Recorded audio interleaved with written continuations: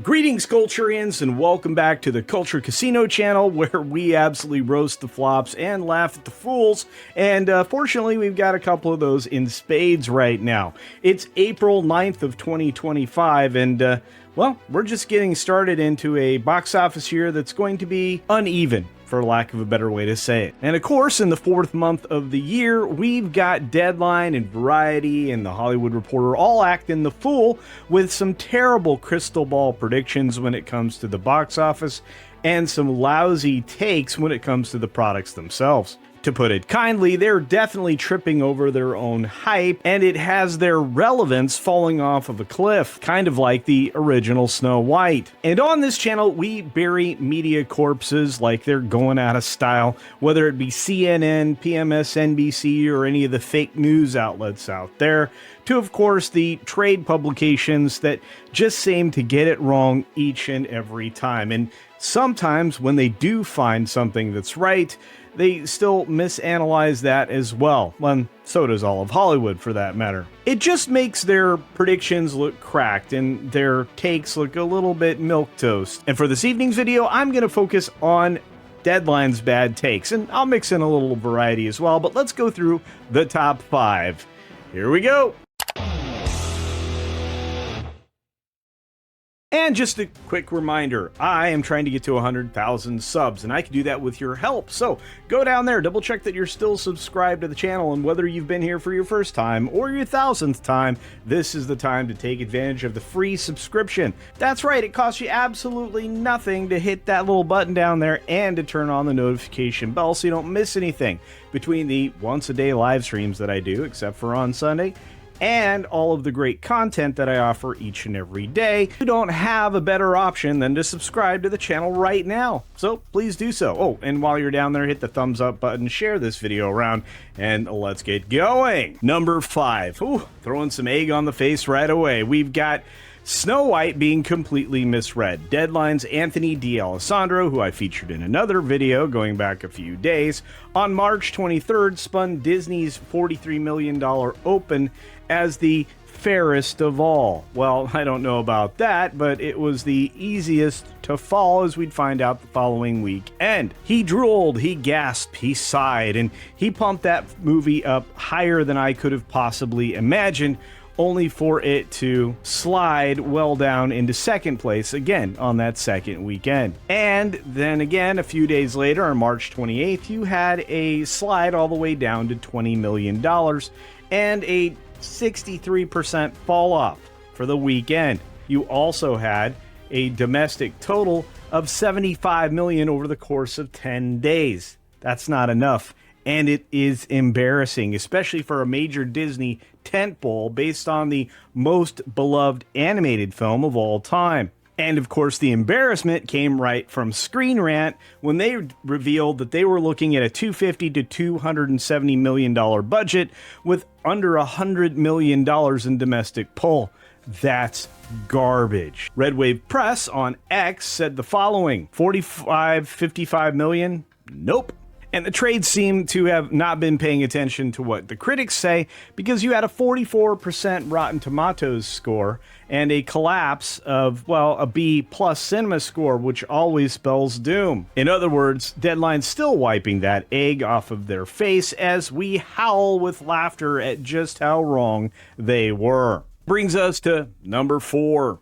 Mufasa, Overhype. That's right, Deadline actually hyped Mufasa's December 20th promotion, opening at $66 million plus, when in reality it came in at $35.4 million, nowhere close. At the end of the day, and many, many weeks later, it went to a global $717 million, but it had zero competition in the particular quadrant that they were aiming for. It also is still debatable about whether or not they actually made money on this production, considering the cost overruns and the additional advertising spend that they made. The trades, of course, were banking on the Lion King nostalgia, but the reality was Cosmic Book News says a meh trailer isn't going to get you a lot of eyeballs, and it was pretty meh to begin with. And then we have to talk about the terrible CGI. It looked like PS2 graphics to most observers, especially on X. And yet Deadline called it an immediate Hollywood hit. I think that was a bit too soon, and, well, you can guess who was making that prediction. Worse yet, they touted the $35 million as something kingly, which I think was a little over the top, and the worst performing opening for a live-action Disney film in history. Number 3. This is probably the worst thing that you can do if you're one of these trades or even any regular media outlet. Ignore the backlash. Ignore the fans. Call them a bunch of names. Call the people that are giving something a critical view every word in the book, because they're usually right. Snow White, at the end of the day, got a 1.9 out of 10 on IMDb. This wasn't a mistake. It was reality. It also got 1.6 million dislikes on the first YouTube trailer, and everyone after that, much diminishing returns. At the same time, Deadline said, family appeal. To whose family? The last thing this movie was meant for was families. It was an insult to families from beginning to end. And worse yet, the sister paper, Variety, called for a $50 million open on March 19th. Trying to claim that the film is dodging the hate that it generated for all the months leading into it. The result? Snow White opened globally under $100 million. In fact, under the domestic numbers, it was in competition with whether or not it would beat Mufasa, who had set the lowest possible standard just the December before. And at this time of this recording, Snow White still hasn't made $80 million domestically, which is ridiculous. Meanwhile, Screen Rant is actually reporting that Minecraft exceeded $300 million globally on its opening weekend. Over the course of 3 days plus the preview, it made far more money than Snow White will make in its entire release. X was raving about this film despite all the critics saying it was trash. I guess who's eating crow now? Number 2. You ever heard of something called Disney bias? Well, the trades certainly have it.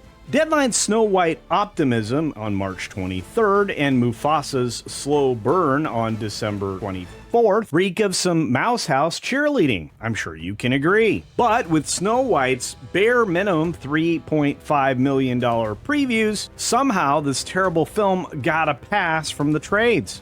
If you compare that to The Little Mermaid's previews of $10 million back in 2023, there seems to be a different picture that was being painted. And when Forbes said that the $270 million budget was a problem and proclaimed the film a flop, the trades, on the other hand, were soft-pedaling it and were even called out by Forbes. And worse yet, when you get called out by Ollie London TV on X, stating that Disney's Snow White is Disney DOA, you know you've got major issues. They've got Mickey pom-poms, too busy clapping to see the coffin, the one that they're laying in, and the final nail being tapped in. Disney, I'll be your Huckleberry. And the number one reason that the trades are failing and are laughable at best, missing Minecraft's rise. That's right, they couldn't see what was about to happen to Snow White and pretty much everything else. Minecraft. The meme film itself was headed for number 1, a smash hit at $157 million domestic, over $300 million globally, and here's the kicker, the number 1 video game adaptation ever. Going into it, the trades lowballed it, and to be frank, I did too, just not quite as low. They were thinking this film would be somewhere between $50 and $60 million on its opening, still kicking the crap out of Snow White, but at the same time, not doing it too harshly. Even my beloved That Park Place had a lower number and was expecting much less. At that point in time, Snow White was limping to get to $70 million. It still hasn't crossed $80 million as far as I know in the last couple of minutes since we checked. Minecraft absolutely buried its competition, even after it was called the worst movie of the year, which, I don't know, seemed to be something that was being repeated in all other media outlets. In fact, Business Insider was one of the worst. And Yet, X was buzzing about Jack Black's performance, his presence, and all the ladies were drooling over Jason Momoa. Big surprise there.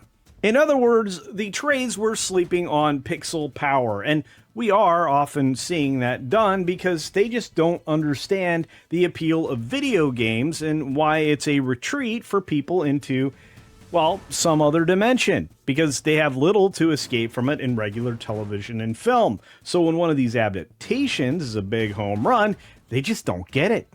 And for now, the trades are just simply choking on Disney's dwarfless dreams. And hey, more power to them. So it seems like I'm doing these more and more frequently because the trades are more and more frequently wrong. And this time around, egregiously so. In other words, Hollywood's crystal ball is cracked, and they really don't seem to understand what's going to be good, what's going to be bad, and what they should be sinking their teeth into. Except, if they just turned on their ears and listened to the fans out there, they'd be far better off, and their pockets would be full instead of empty. And I would be lying if I didn't say that I was enjoying the chaos, because I really am. When the trades miss and Hollywood misses, it's kind of a win for us, because it just reinforces our point to give us something that isn't politically biased, to give us something that is entertaining and free of narrative lessons that we're tired of hearing about, because we're not going to support it anymore. So make good things or suffer. But that's my time today. Now it's your time to go ahead and hit the thumbs up button down below. Give me your comments on how the trades are doing and what your expectations are in the future. Oh, and share this video around, please. I know I've said it twice, but I mean it. It really does help. On that note, be sure to take care of yourself, take care of others, and until next time, see ya for real.